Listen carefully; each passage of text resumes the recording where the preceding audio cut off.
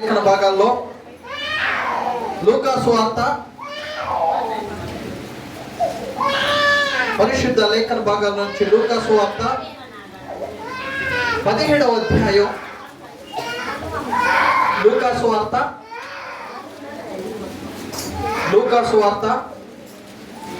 17వ అధ్యాయం మొదటి 4 వచ్చిన భాగాలు చదువుకుందాం. ఆయన తన శిష్యులతో ఇట్లనెను, అభ్యంతరములు రాకపోవుట అసాధ్యము, కానీ అవి ఎవరి వలన వచ్చునో వానికి శ్రమ. వాడి చిన్నవారిలో ఒకరికి అభ్యంతరము కలుగజేయుట కంటే వాని మెడకు తిరుగటి రాయి కట్టబడి సముద్రంలో పడద్రోయబడుట వానికి మేలు. మీ విషయమై మీరే జాగ్రత్తగా ఉండుడి. నీ సహోదరుడు తప్పిదము చేసిన ఎడల అతన్ని గద్దించుము. అతడు మారు మనసు పొందిన ఎడల అతన్ని క్షమించుము. అతడు ఒక దినమున 7 మార్లు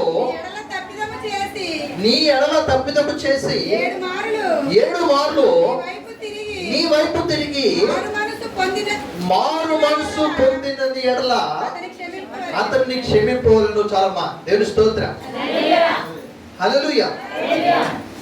చదవబడిన లేఖన భాగాలను మనం జ్ఞాపకం చేసుకున్నట్లయితే అపోస్తలుడైనటువంటి క్షమించాలి లూకా రాసిన సువార్తలో, లూకా రాసిన సువార్త పరిశుద్ధ లేఖన భాగంలో మొత్తం సువార్తలు ఎన్నున్నాయి? 4 సువార్తలు. ఈ 4 సువార్తల్లో కల్లా యేసు క్రీస్తు ప్రభువారి యొక్క జననం గురించి, యేసు క్రీస్తు ప్రభువారి యొక్క పరిచర్యను గురించి, యేసు క్రీస్తు ప్రభువారి యొక్క మరణముల గురించి, యేసు క్రీస్తు ప్రభువారి యొక్క పునరుద్ధానం గురించి అనేకమైన విషయాలు రాయబడింది లూకా సువార్తలోనే. ఎందుకంటే లూకా సువార్త రాసినటువంటి భక్తుడు ఈయనెవరంటే ఆ కాలంలోనే డాక్టర్గా పిలువబడుతున్నాడు. ఆ కాలంలోనే డాక్టర్గా, వైద్యుడు అని అంటున్నారు. ఈ వైద్యుడైనట్టు లూకా యేసు క్రీస్తు ప్రభువారి శిష్యుల్లో ఒకడా? యేసు క్రీస్తు ప్రభువారి శిష్యుల్లో ఒకడా? కాదు. యేసు క్రీస్తు ప్రభువారి శిష్యుల్లో ఒకడు కాదు. కానీ ఈ లూకా ఈ సువార్తను ఎలా రాశాడంటే, ఇదిగో విన్న వాటిని గురించి, చూసిన వాటిని గురించి, తెలియని విషయాలు ఇంకా అనేకులతో కలిసి తెలుసుకొని ఈ లూకా సువార్త రాస్తుంటున్నాడు. ఈ లూకా సువార్తలో అనేకమైన విషయాలు పొందుపరిచాడు. చదవబడిన లేఖన భాగాలు మనం జ్ఞాపకం చేసుకున్నట్లయితే ఆయన శిష్యులతో ఇట్లంటున్నారు, శిష్యులతో మాట్లాడుతున్నాడు. అభ్యంతరములు రాకపోవడం అసాధ్యము, కానీ అవి ఎవరి వలన వచ్చునో వానికి శ్రమ. ఈ అభ్యంతరాల గురించి దేని సందర్భంలో మాట్లాడుతున్నాడు అంటే, ప్రభు పరిచర్య గురించి మాట్లాడుతున్నాడు, కుటుంబాల గురించి మాట్లాడుతున్నాడు, సంఘం గురించి మాట్లాడుతుంటున్నాడు. నా ప్రియమైన బిడ్డలు జ్ఞాపకం చేసుకోండి, అభ్యంతరాలు మనస్పర్ధలు రాకుండా ఉండవు. మనస్పర్ధలు అభ్యంతరాలు రాకుండా ఉండవు. కానీ ఎవరి వలన వస్తున్నాయో వారికి శ్రమ. ఎవరి వలన వస్తున్నాయో వారికి శ్రమ. అలాగే కింద మాటలోకి వచ్చినట్లయితే 3వ వచనం చూడండి. మీ విషయమై మీరే జాగ్రత్తగా ఉండుడి. మీ సహోదరుడు తప్పిదము చేసిన ఎడల అతన్ని గద్దించుము. చాలమా, చూడండి ఆ ప్రియమైన బిడ్డలారా, లూకా వస్తుంటున్నాడు. ఇదిగో యేసు క్రీస్తు ప్రభువారితో శిష్యులతో అంటున్నాడు, అయా శిష్యులారా, మీ విషయమై మీరు జాగ్రత్తగా ఉండుడి. మీ విషయమై మీరు జాగ్రత్తగా ఉండండి. ఎందుకు జాగ్రత్తగా ఉండాలి? ఏ విషయంలో నేను జాగ్రత్తగా ఉండాలి? దేవుడు అంటున్నాడు, నువ్వు జాగ్రత్తగా ఉంటున్నాడు యేసయ్య. ఎందుకు నేను జాగ్రత్తగా ఉండాలి? ఎందుకు నేను జాగ్రత్తగా ఉండాలంటే, ప్రతి విషయంలోనూ ప్రభు నామానికి అవమానకరంగా నేను ఉండకూడదు. ప్రతి విషయంలో ప్రభు నామానికి అవమానకరంగా నేను ఉండకూడదు. ఎక్కడ నా క్రియల ద్వారా కానీ, నా నడవడిక ద్వారా కానీ, నా ప్రవర్తన ద్వారా కానీ ఎక్కడ దేవుని యొక్క నామం అవమానపరచబడకూడదు. ఎక్కడ దేవుని యొక్క నామం అవమానపరచబడకూడదు. ఎక్కడ దేవుని యొక్క నామం నిందించబడకూడదు. మళ్ళీ జ్ఞాపకం చేసుకోండి. ఒక్కసారి మనం ప్రశ్నించుకుందాం. ప్రతి విషయంలో మనం జాగ్రత్త కలిగి వరంగా ఉంటున్నామా? ప్రతి విషయంలో మనం జాగ్రత్త కలిగి వరంగా ఉంటున్నామా? జ్ఞాపకం చేసుకోండి. ఈ రోజు మనం ఈ లోకంలో యాత్ర ముగించబడితే నీ కుటుంబం పట్ల నీకు జాగ్రత్త ఉందా? నీ కుటుంబం పట్ల నీకు జాగ్రత్త ఉందా? నీ భర్త పట్ల నీకు జాగ్రత్త ఉందా? నీ బిడ్డల పట్ల నీకు జాగ్రత్త ఉందా? ఈ రోజు నీ యాత్ర ముగించబడితే నువ్వు దేవుని యొక్క రాజ్యంలో ఉంటావు. నువ్వు దేవుని యొక్క రాజ్యంలో ఉంటే నీ భర్త దేవుని రాకడ తర్వాత నీ భర్త స్థానం ఎక్కడ? దేవుని రాకడ తర్వాత నీ భర్త నిలబడే స్థానం ఎక్కడ? తల్లి జాగ్రత్త. మన కుటుంబాల్లో ఇంకా మారు మనసు పొందవలసిన వారు చాలా మంది ఉన్నారు. నువ్వు కన్నా నీ బిడ్డలు ఉన్నారు. నిన్ను కట్టుకుని నీ భర్త ఉన్నాడు. నీ భర్త మారు మనసు కలిగిన వాడిగా ఉన్నాడు. జాగ్రత్త. నిన్ను పరిశీలన చేసుకో. నీ కుటుంబాన్ని నువ్వు మార్చుకోకపోతే, నీ బిడ్డలను నువ్వు మార్చుకోకపోతే నీ స్థానము దేవుని యొక్క రాజ్యంలోనే, కానీ నీ బిడ్డల స్థానం ఎక్కడో. నీ బిడ్డల స్థానం ఎక్కడో. అయ్యా, నా కుటుంబాన్ని నేను మార్చుకోలేకపోతున్నా. కారణం ఏంటి? నేను బద్దకస్తురాల్ని. దేవుని యొక్క వాక్య భాగంలో విలాప ప్రవక్త అయినటువంటి ఇర్మియా మాట్లాడుతున్నాడు. ఇర్మియా అంటున్నాడు, రోదన చేయు స్త్రీలను వెతికి కనుగొనుడి. ఎందుకు రోదన చేయ స్త్రీలు కావాలో తెలుసా? ఎందుకు రోదన చేయ స్త్రీలు కావాలంటే మరణం కిటికీలోకి చూస్తున్నామా?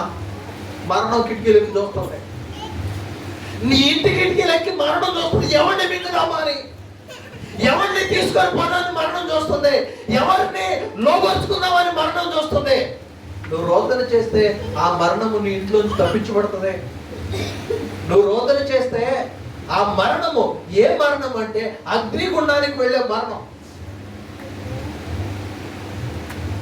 మరణం నీ కిటికీలోకి చూస్తుంటే నువ్వు యాదమరిచి బద్ధకస్తురాలు నిద్రపోతే ఆ మరణం నీ కుటుంబాల్లో ఉంటుందా? నీ కుటుంబం నుంచి బయటకు పోతుందా?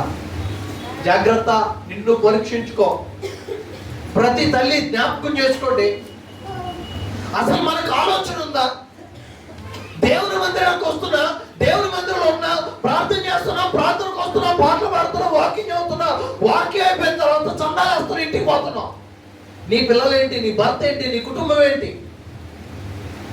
కుటుంబాల్లో అభ్యంతరాలు రాకుండా ఉండవు. కుటుంబాల్లో మనస్పర్ధలు రాకుండా ఉండవు. కుటుంబాల్లో నిందలు రాకుండా ఉండవు.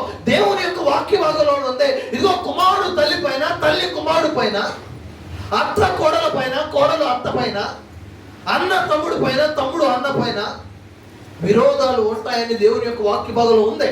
ఉందా? మా తెలియదు అంటారా? ఉంది. దేవుని యొక్క వాక్య భాగంలో ఈ మాట రాయబడింది. ప్రతి ఒక్కరు కూడా గమనించాలి.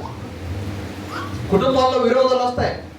భార్య భర్తను తిట్టడం, భర్త భార్యను తిట్టడం, అన్న తమ్ముడు తిట్టడం, తమ్ముడు అన్నం తిట్టడం, అత్త కోడలు తిట్టడం, కోడలు అత్తను తిట్టడం. ప్రతి విరోధం కూడా బైబిల్ గ్రంథంలో ఉంది. కానీ జాగ్రత్త. కానీ జాగ్రత్త. నీ కుటుంబాన్ని నువ్వు కాపాడుకోవాలి.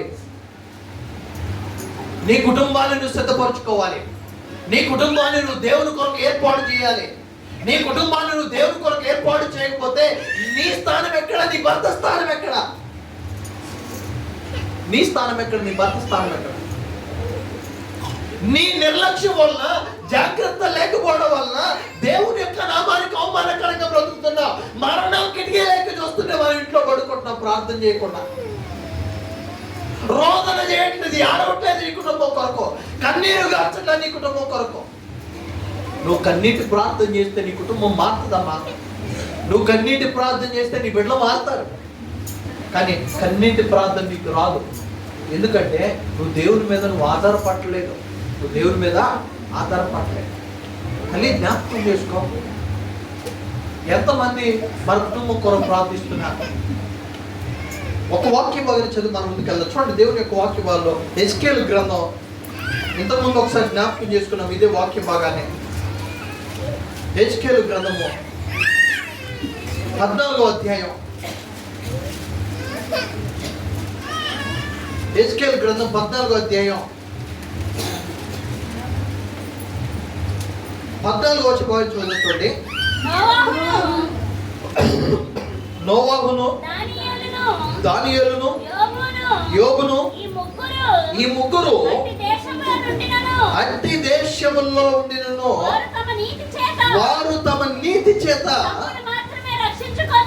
తమ్మును మాత్రమే రక్షించుకొందురు. ఇదే ప్రభువు యెహోవా వాక్కు. 18వ వచనం మరలా. ఆ ముగ్గురును దానిలో ఉన్నను నా జీవము తోడు వారు తమ్మును మాత్రమే రక్షించుకొందరు గాని కుమారులైనను కుమార్తెలైనను రక్షింపజాలకుందురు. చాలమ్మా, దయచేసి 18వ వచనం భాగం జాగ్రత్తగా గమనించండి. 18వ వచనం భాగం జాగ్రత్తగా గమనించి చదవండి ఒకసారి. ఈ ముగ్గురు దానిలోనున్నను నా జీవము తోడు తమ్మును మాత్రమే రక్షించుకొండ్రి కానీ ఎవరమ్మా? కుమారులైనను కుమార్తెలైనను రక్షింపజాలలేదు. రక్షింపజాల కంప్లీట్ స్టేట్మెంట్ అది. నేనున్నా, నా విశ్వాసం, నా ప్రార్థన, నేను కలిగిన రక్షణ, నేను ప్రభువులో చేవేసినా, నేను ఉపవాసం ఉన్నా, నేను ప్రార్థన చేసినా, నేనేం చేసినా అది నన్ను మాత్రమే కానీ నా కుమార్తెను నా కుమారుని రక్షించదో నేను సేవ చేస్తున్నా ప్రభువా, నా తండ్రిని రక్షిస్తాడా? రక్షించడం. ప్రభువా నేను సేవ చేస్తున్నాగా నా తల్లిని రక్షిస్తాడా? లేదు. ప్రభువా నేను సేవ చేస్తున్నాగా నా బిడ్డలు అంటే నాకు చాలా ఇష్టం ప్రభువా, నా బిడ్డలు అంటే నేను వాళ్ళకి దెబ్బ తగిలితే నేను తట్టుకోలేను, దయ నా కోసం నా పిల్లల్ని రక్షిస్తాడా? తల్లి జాగ్రత్త. నీ విశ్వాసం నిన్ను మాత్రమే రక్షిస్తుంది కానీ నీ కుమారులను నీ కుమార్తెలను రక్షించదు. నువ్వు ప్రభువులో చేయవేస్తే నీ కుమారుడు దేవుని యొక్క రాజ్యంలోకి రాడు. నువ్వు దేవుని మందిరంలో ఉంటే నీ భర్త దేవుని యొక్క రాజ్యానికి రాడు. నీ భర్త దేవుని రాజ్యానికి రావాలంటే నీ భర్త నీతి కలిగి జీవించాలి. నీ భర్త రక్షించబడాలి. నీ భర్త బాప్తిసం తీసుకోవాలి. బాప్తిసం తీసుకుంటేనే దేవుని యొక్క రాజ్యంలోకి వస్తాడు. దేవుని యొక్క వాక్య భాగంలో ఈ ముగ్గురు భక్తులు కూడా చాలా గొప్ప సాక్ష్యం కలిగిన వారు. మొదటి వ్యక్తి ఎవరంటే నోవాహు ఎంత గొప్పవాడు తెలుసా? నోవాహు ఎంత గొప్పవాడంటే దేవుని యొక్క వాక్యాన్ని ఎన్ని సంవత్సరాలు తెలుసా? గుర్తుపెట్టుకున్నారు. 120 సంవత్సరాలు. 1 కాదు 2 కాదు, 120 సంవత్సరాలు దేవుని యొక్క వాక్యాన్ని బోధించాడు. 120 సంవత్సరాలు విసుక్కోలా, 120 సంవత్సరాలు బాధపడ్డాడు, వేదన పడ్డాడు, రోధించాడు. అయ్యా మారండి, ఇగో ఉగ్రత రాబోతుంది, భూమి మీద ప్రచండమైన వర్షం కురబోతుందంటే అక్కడ ఉన్న వాళ్ళు అన్నారు, పిచ్చోడు వెను వర్షం పట్టడం ఏంట్రా, పిచ్చోడు వెను వర్షం రావటం ఏంట్రా, వెర్రి వాళ్ళ మాట్లాడుతున్నావు అన్నారు, పిచ్చి వాళ్ళ మాట్లాడుతున్నాను, అసలు భూమి మీద వర్షం పడదురా, ఆ వర్షం అంటే ఎలా ఉంటుందో తెలియదు అన్నారు. ఎందుకంటే నోవాహు దినములంత వరకు కూడా భూమి మీద వర్షం ఎలా ఉంటుందో తెలియదు. ఆకాశం నుంచి నీళ్లు రావటం ఏంట్రా పిచ్చోడా అన్నారు. ఇగో సముద్రంలో నీళ్ళు ఉంటే పోయి చూసుకోరా, ఆకాశం నుంచి నీళ్లు రావడం ఏంటన్నారు. ఏమైనా చేశారు, ఎక్కిరించారు. కానీ 120 సంవత్సరాలు, 1 కాదు 2 కాదు, 120 సంవత్సరాలు దేవుడు నోవాహుకు ఆజ్ఞాపించినప్పుడు ఇదిగో ఇటు పక్కేమో ఓడను తయారు చేస్తున్నాడు. ఒకవైపు ఓడను సిద్ధపరుస్తున్నాడు, ఒకవైపు సువార్త ప్రకటిస్తుంటున్నాడు. తల్లి ఎంత ప్రయాసపడినా, ఎంత రోధించినా, ఎంత వేదన పడినా నోవాహు తన విశ్వాసమే తనను కాపాడింది కానీ తన కుమార్తెలను రక్షించలా.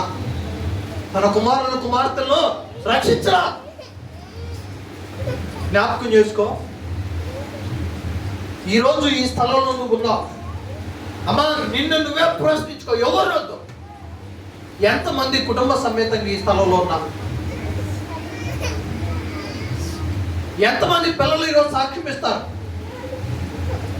ఎంతమంది పిల్లలు, అయ్యా నా కుటుంబం అంతా దేవుని సంఘాల్లో ఉన్నాం, నా కుటుంబం అంతా దేవుని యొక్క నామాన్ని కనపరుస్తున్నాం, నా కుటుంబం అంతా దేవుని యొక్క నామాన్ని కీర్తిస్తున్నాం. ఎంతమంది చెబుతారు?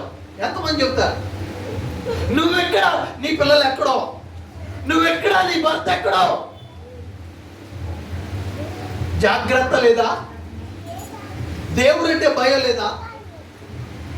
దేవుని ఉగ్రతను ఎదుర్కోవడానికి నీ కుటుంబం సిద్ధపడుతుంది. దేవుని ప్రేమను పొందడానికి నీ కుటుంబం సిద్ధపడుతుందా? దేవుని యొక్క రాజ్యంలో, ఇదిగో ఆ పరలోక రాజ్యంలో, పరిశుద్ధ స్థలములో నీ పిల్లలు ఉండాలి, నీ కుటుంబం ఉండాలి. నీ కుటుంబం ఉండాలి అంటే ఇదిగో ఈరోజు నువ్వు ప్రయాసపడాలి. ఈరోజు నీ కుటుంబం కొరకు నువ్వు ప్రార్థన చేయాలి. ఎందుకంటే నరుడి యొక్క ఆయుష్ ఒట్టి గాలే, ఒట్టి గాలి. ఈ గాలి మనలోంచి ఎప్పుడు పోతుందో తెలియదు. ఎప్పుడు పోతుందో నాకు తెలియదో, నీకు తెలియదో. ఇంకా ఈ లోకంలో ఉన్న వాళ్ళు ఎవరికి కూడా తెలియదు. ఈ లోకంలో ఉన్న వాళ్ళకి ఎవరికి కూడా. చాలా మంది ఈరోజు రేపు జరిగే జీవితం, ఎల్లుండి జరిగే జీవితం వాళ్ళకి తెలుసా వాళ్ళ ప్రాణం ఎప్పుడు పోతుందో. తల్లి జాగ్రత్త, నీ ప్రాణం ఎప్పుడు పోతుందో నీకు తెలియదు. కానీ జ్ఞాపకం చేసుకో, క్రీస్తు నందుండు మృతులైన వారు ఖచ్చితంగా దేవుని యొక్క రాజ్యంలో స్థానం ఉంది. దేవుని యొక్క రాజ్యంలో స్థానం ఉంది. అపోస్తులైన పౌలు తెస్సలోనికీయులతో చాలా గట్టిగా మాట్లాడుతున్నాడు. సహోదరులారా, నిరీక్షణ లేని ఇతరుల వల్ల మీరు దుఃఖపడద్దు. చనిపోయిన వారిని గురించి మనము మీకు తెలియకుండా నాకు ఇష్టం లేదు. క్రీస్తు మృతి పొంది తిరిగి లేచినని మనం నమ్మిన అదే ప్రకారముగా క్రీస్తు నందుండి మృతులైన వారు మొదట లేతురు, ఆ మీదట సజీవులమైన మనము ఆయనతో కూడా వెళ్తాం. మొదట లేచేది ఎవరు? చనిపోయిన వారు. మనము చనిపోయిన వారితో దేవుణ్ణి ఎదుర్కోవాలి అంటే మనము దేవుని విశ్వాసం కలిగి ఉండాలి. నోవాహు దేవుని దృష్టిలో కృప పొందిన వాడు. ఆయన చూడండి దేవుని యొక్క వాక్య భాగంలో దయచేసి ఆదికాండం 6వ అధ్యాయం 8వ వచనం ఒకసారి చూద్దాం. అయితే నోవాహు యెహోవా దృష్టి యందు చాలుమా. అయితే నోవాహు యెహోవా దృష్టిలో కృప పొందినవాడు. దేవుడు కృపను పొందుకున్నాడు. అయ్యా, నీ దృష్టిలో నేను కృప పొందానుగా, 120 సంవత్సరాలు వాక్యం చెప్పానుగా, కష్టమైన ఇదిగో ప్రభువా, ఇదిగో ఓడను తయారు చేశానుగా. నోవాహు ఓడని కట్టితో తయారు చేశాడు తెలుసా? చితిసారపు మాను. ఈ చితిసారపు మ్రానుకున్నటువంటి గొప్ప లక్షణం తెలుసా? ఇదంట మజ్జిగ చీల్చిన మరలా అంటుకుంటుందట, గమ్ము లెక్క అంటుకుంటుందట. అటువంటి మ్రానుతో కష్టపడి ఆ అడవికి వెళ్ళి ఆ చెట్టులు కొట్టుకొచ్చి వాటన్నిటిని కూడా పేర్చి ఓడను తయారు చేసి 120 సంవత్సరాలు పరిచయం చేసి దేవుని దృష్టిలో కృప పొందుకున్నాడు. ఎంత దేవుని దృష్టిలో కృప పొందుకున్నా కానీ నోవాహుకు మాత్రమే అధికారం ఉంది దేవుని యొక్క రాజ్యంలోకి రావడానికి. నోవాహుకు మాత్రమే అధికారం ఉంది, నోవాహు కుటుంబానికి లేదు. నోవాహు కుటుంబానికి జాగ్రత్త తల్లి, జాగ్రత్త. మరొక మాట, హెబ్రీయులకు రాసిన పత్రిక 11వ అధ్యాయం 11వ అధ్యాయం హెబ్రీయులకు రాసిన పత్రిక 11వ అధ్యాయం 7వ వచనం చదువుతుండే. విశ్వాసమును బట్టి నోవాహు దేవుని చేత హెచ్చరింపబడి భయభక్తులు గలవాడై తన ఇంటి వారి రక్షణ కొరకు ఒక ఓడను సిద్ధము చేసెను. అందువలన అతడు లోకము మీద నేర స్థాపన చేసి విశ్వాసమును బట్టి కలుగు నీతికి వారసుడు ఆయన. దేవుని స్తోత్రం, హల్లెలూయా. నోవాహు ఎంత ప్రయాసపడి, ఎంత రోదన, ఎంత బాధ కలిగి, ఎంత ఏడుస్తూ వాక్యాన్ని బోధించాడు. దేవునికి లోబడి, దేవుని యందు భయభక్తులు కలిగి. అమ్మా, నేను అనుకుంటా నోవాహు కుటుంబం ఆ జలప్రళయంలో, భయంకరమైన జలప్రళయం అది. ఆ జలప్రళయంలో దేవుడు ఏ రీతిగానంటే భూమి మీద ఏ ప్రాణి మిగలకుండా భయంకరమైన జలప్రళయం వచ్చింది. నోవాహు కుటుంబం ఆ ఓడలోని ప్రవేశించింది. నోవాహు కుటుంబం ఆ ఓడలోకి ప్రవేశించింది. కారణం ఏంటంటే నోవాహు ఎంత రోధించాడో తన కుటుంబం కొరకు, ఎంత ఏడ్చాడో, ఎంత కన్నీళ్లు గార్చాడో. నేను అనుకుంటా నోవాహు తన వాళ్ళ పిల్లల కాళ్ళు కూడా పట్టుకున్నాడేమో. అరే మారండిరా, మారండిరా, మారండిరా అని. అరే ఆ తాగుండుది పెట్టండి, నోవాహు కాళ్ళు పట్టుకున్నాడేమో. ఆ లోకాన్ని విడిచిపెట్టమని మధ్యలో ఆడాడేమో. ఆ విగ్రహాలు విడిచిపెట్టమని బతిలాడాడేమో. ఎంత కన్నీరు కాస్తే నోవాహు తన కుటుంబాన్ని మార్చుకున్నాడు. ఎంత రోదన చేస్తే నోవాహు తన కుటుంబాన్ని మార్చుకున్నాడు. ఆయన నోవాహు లోకం మీద నేర స్థాపన మోపలా, నేరాన్ని లోకం మీద మోపలా. ప్రభువా ఇదిగో వీళ్ళ వల్లే నా కుమారులు పాడైపోయారయ్యా అన్నా. నీ కుమారులు పాడైపోవడానికి కారణం ఎవడో కాదు, నువ్వే. ఎవరో కాదు, నువ్వే. చాలా సందర్భాలు చెప్పా. ఆవు పొలంలో మేస్తే దూడ గిన్నె మీద. నీ పిల్లలు తప్పు చేయడానికి కీ ఎక్కడుందంటే నీ దగ్గరే ఉంది.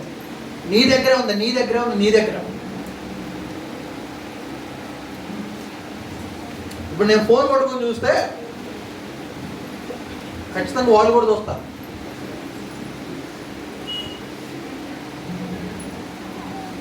నేనే ఫోన్ చూస్తే నా పిల్లలు చూడటం తప్పుందా? ఉందా? లేదు. తల్లి జాగ్రత్త. నోవాహు ఎంత ప్రయాసపడి, ఎంత ఆశతో, ఎంత తపనతో తన కుటుంబాన్ని మార్చుకున్నాడు.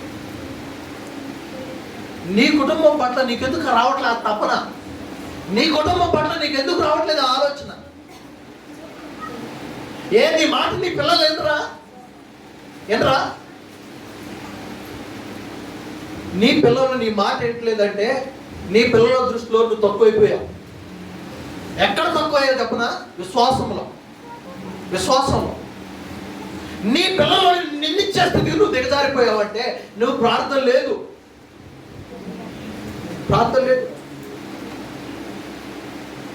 నేనంట తల్లి, నువ్వు పరీక్షించుకోవాలి అంటే మోకరించి నీ పిల్లల కొరకు ప్రార్థించు. నీ పిల్లలు నీ మాట వింటారు. నోవాహు తన విశ్వాసాన్ని బట్టి తను మాత్రం రక్షించుకున్నాడు. యెహోవా దృష్టిలో కృప పొందిన నోవాహు ప్రార్థన చేశాడు, ప్రయాసపడ్డాడు, తన కుటుంబాన్ని మార్చుకున్నాడు. పరిశుద్ధ లేఖన భాగంలో రెండో వ్యక్తి మనం జ్ఞాపకం చేసుకుంటే దానియేలు. చూడండి లేఖన భాగంలో దానియేలు గ్రంథం 1వ అధ్యాయం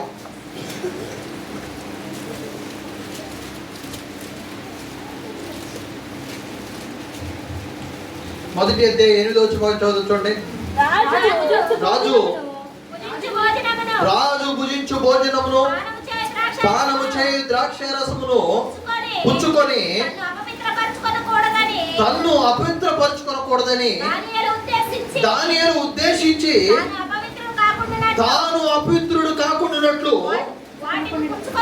వాటిని పుచ్చుకొనకుండా సెలవిమ్మని నపుంసకుల అధిపతిని వేడుకొని. చాలమ్మా అమ్మా చూడండి.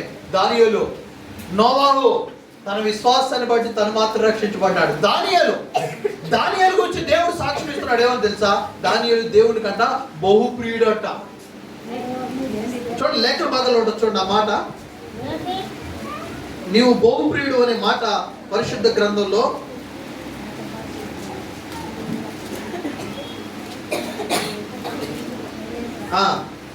పదో అధ్యాయం 11వ వచనం భాగం చూడండి. దానియేలు చాలు. దానియేలు నువ్వు బహుప్రియుడివి. దేవుడు మాట్లాడుతున్నాడు. దానియేలు నువ్వు బహుప్రియుడివి, నువ్వు నాకు ఇష్టమైన వాడు. ఎందుకంటే దానియేలు తన్ను తాను అపవిత్రపరచుకోకూడదని రాజు తినేటువంటి భోజనం తెచ్చిన దానియేలు తినలా. రాజు తాగే పానాన్ని తీసుకొచ్చారు, దానియేలు తాగల. రాజు తినే భోజనం ఎంత గొప్ప భోజనం ఏంటో ఏమ్మా. ఆ భోజనం మనకు పెడితే కడుపు నిండా తింటాం. కానీ దానియేలు ఉద్దేశం ఏంటి? దానియేలు ప్రణాళిక ఏం తెలుసా? నన్ను నేను అపవిత్రపరచుకోకూడదు. ఎందుకంటే ఆ రాజు తినే భోజనం ఎక్కడిది అంటే విగ్రహానికి పెట్టింది. ఆ రాజు తినే భోజనం ఎక్కడిది? విగ్రహానికి పెట్టింది. ఆ విగ్రహానికి పెట్టింది నాకు అవసరం లేదు. దానియేలు జీవితంలో ఎన్ని శోధనలు వచ్చాయి, ఎన్ని ఆటంకాలు వచ్చాయి. నేను చాలా సందర్భాలు వివరించాను. ఇగో అగ్నిగుండంలో పడవేయడానికి వెళ్ళిన వారి యొక్క వెంట్రుకలు కవిరిపోయాయి. కానీ అగ్నిగుండంలో పడవేసిన వారికి ఏమీ కాల. లేఖన బాగా సెలవిస్తుంది, వారి యొక్క వస్త్రములకు మంట, అగ్ని వాసన కూడా వారి వస్త్రాలకు అట్లా, పొగ వాసన కూడా వాళ్ళకి రాల, వాళ్ళ తల వెంట్రుకలు కూడా కవిరిపోల. దేవుడు ఎంత గొప్పగా కాపాడాడు. ఆ సింహాల బోన్లో వేస్తే రాత్రి అంతా దేవుడు సింహము నోరు మూయించాడు. ఉదయాన్నే దానియేలు సింహాల బోన్లో కూడా ప్రభునామాన్ని కనపరుస్తుంటే, ఉదయాన్నే ఇదిగో సింహాల బోన్లో ఏమని ఏ రాజు అయితే ఆజ్ఞాపించాడో అదే రాజు ఉదయకాలం వచ్చి దుఃఖ స్వరంతో అన్నాడు, ఇదిగో బహుప్రియుడమైన దానియేలు, దేవుడికి ఇష్టమైన దానియేలు అంటున్నాడు. ఎప్పుడైతే దానియేలుని సింహాల బోన్లోంచి తీసి దానియేలు మీద నింద మోపినటువంటి వారిని సింహాల బోన్లో పడవేస్తే లేఖన బాగా సెలవిస్తుంది, వారు ఆ బోన్లో కిందకి వెళ్ళక మునిపే సింహములు వారిని చీల్చి తినివేసినాను. చీల్చి వారిని తినివేసే. తల్లి జాగ్రత్త. దానియేలు బహుప్రియుడే. దానియేలు తన విశ్వాసాన్ని బట్టి తన్ను మాత్రమే రక్షించుకున్నాడు. మూడో వ్యక్తి మనం జ్ఞాపకం చేసుకున్నట్లయితే యోబు. ఈ యోబు గ్రంథం గురించి మనం ఎక్కడ కూడా స్క్రిప్చర్ చదవాల్సిన అవసరం. ఎందుకంటే యోబు గ్రంథాన్ని మనం దాదాపు 2 సంవత్సరాల పైన ధ్యానం చేసుకున్నాం. అవునా? 2 సంవత్సరాల పైన ధ్యానం చేసుకున్నాం. యోబు ఎన్ని శోధనలు వచ్చినా, ఎన్ని ఆటంకాలు వచ్చినా, నా ప్రియదేవుని బిడ్డలారా, యోబు ఎక్కడ కూడా దేవుని యొక్క నామాన్ని అవమానపరచన. అంత మాత్రం కాదు, యోబు దగ్గర మనం నేర్చుకోవాల్సిన గొప్ప నీతి ఏంటి తెలుసా? గొప్ప నీతి ఏంటంటే, యోబు ప్రతి దినము ఉదయకాలం వేకువజామున లేచి దేవుని సన్నిధానంలో బలులు అర్పించేవాడు. ఎందుకు అర్పించేవాడు తెలుసా? చెప్తారా? తమ బిడ్డలు పాపము చేశారేమో అని.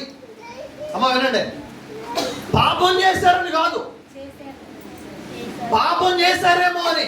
ఎక్కడైనా నా పిల్లలు నోటి మాట ద్వారా ఎక్కడైనా దేవుని యొక్క నామానికి అవమానకరంగా ఉన్నారేమో అని, ఎక్కడైనా నా బిడ్డలు తెలియకుండా విగ్రహాలు మొక్కారేమో అని, ఎక్కడైనా నా బిడ్డలు తెలియకుండా తాగారేమో అని.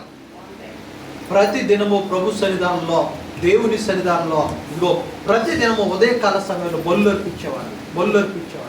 నా తల్లి జ్ఞాపకం చేసుకో, యోబు ఎంత విశ్వాసం కలిగి ఉన్నా, యోబు ఎంత ప్రార్థన చేసినా, యోబు ఎంత ఓపిక పట్టినా, యోబు ఎన్ని శ్రమలు పడ్డపోయినా, యోబు తన విశ్వాసం వలన తననే రక్షించుకున్నాడు. కానీ తన కుటుంబాన్ని ఎక్కడా కూడా జ్ఞాపకం చేసుకున్నట్లయితే యోబు యొక్క విశ్వాసం తన కుటుంబాన్ని రక్షించలేదు. యోబు యొక్క విశ్వాసం తన కుటుంబాన్ని రక్షించడం. కలిగి జ్ఞాపకం చేసుకో, నీ విశ్వాసము నిన్ను మాత్రమే, నీ విశ్వాసము నిన్ను మాత్రం, నా విశ్వాసం నన్ను మాత్రం. మనస్పర్ధలు రాకుండా ఉండవు. కానీ జాగ్రత్త, మనం అన్ని విషయాల్లో జాగ్రత్త కలిగిన వారంగా ఉండాలి. ఇదిగో పరిశుద్ధ లేఖన భాగాల్లో 2 కుటుంబాలు చూపించిన వాక్యాన్ని ముగిస్తాను. 2 కుటుంబాలు, ఒకటేమో సమూయేలు కుటుంబం, ఒకటేమో ఏలీ కుటుంబం. ఏలీ కుటుంబం ఏమైపోయింది? దేవుని ఉగ్రత పొందుకు చచ్చిపోయారు. ఇకాబోదు దేవుని కృప మనల్ని విడిచిపెట్టిపోయిన అర్థం. హన్న, సమూయేలు కుటుంబం, హన్న తన కుమారుడికి దేవుని ఎందుకు ప్రార్థించడం నేర్పించింది. సమూయేలు ఆశీర్వదించబడ్డాడు, సమూయేలు దీవించబడ్డాడు, సమూయేలు గొప్ప దీవెనలు ఆశీర్వాదం పొందుకున్నాడు. తల్లి జ్ఞాపకం చేసుకో, మనం ఏ స్థితిలో ఉన్నా, మన కుటుంబం ఏ స్థితిలో ఉంది, నీ విశ్వాసము నిన్నే కానీ నీ కుటుంబాన్ని రక్షించుతావు. తల ఉంచుదాం, కళ్ళు మూసుకుందాం.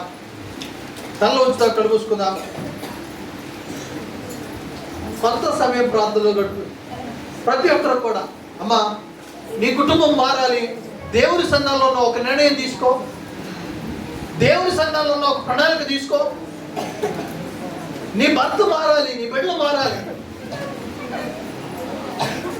నీ భర్త మారాలి, నీ బిడ్డలు మారాలి.